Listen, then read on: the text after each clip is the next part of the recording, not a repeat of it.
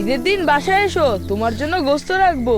ঈদের দিন সবাই আদর করে, গোস্ত দেয়, কিন্তু বাকি দিনগুলা কেউ জানেও না আমরা কেমনে থাকি, কি খাই, কেমনে চলি। বাসায় এবার বইল কুরবানির চামড়াটা যেন খুব যত্ন কইরা ছাড়ায়। গতবার কষাইরা তোমাকে চামড়া নষ্ট করছিল, ওই নষ্ট চামড়া আমাকে এতিমখানায় দিছিল, কোনো দাম পাই নাই। আর দাম না পাইলে সারা বছর আমাকে লেখাপড়া খাওয়ান দাওয়ানের টাকাই বুকই থেকে। দেশের অসহায় দরিদ্র এতিমদের সহায়ে আপনার কোরবানির চামড়ার মান অক্ষুণ্ণ রাখতে সঠিক পদ্ধতিতে চামড়া ছাড়ান। চামড়া আড়াআড়ি কাটার জন্য সুচালু মাথার ছুরি, চামড়া ছাড়ানোর জন্য বাঁকা মাথার ছুরি ব্যবহার করুন। চামড়ায় লেগে থাকা রক্ত, মাংস, চর্বি, পশম সম্পূর্ণ অপসারণ করে ভালোভাবে পানি দিয়ে ধুয়ে নিকটস্থ মাদ্রাসা এতিমখানায় দিয়ে দিন।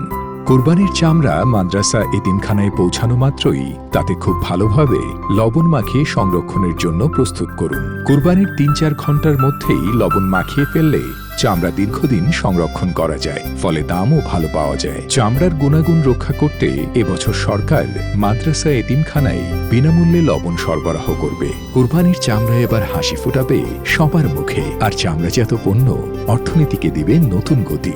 জাতীয় সম্পদ চামড়া রক্ষা করব আমরা।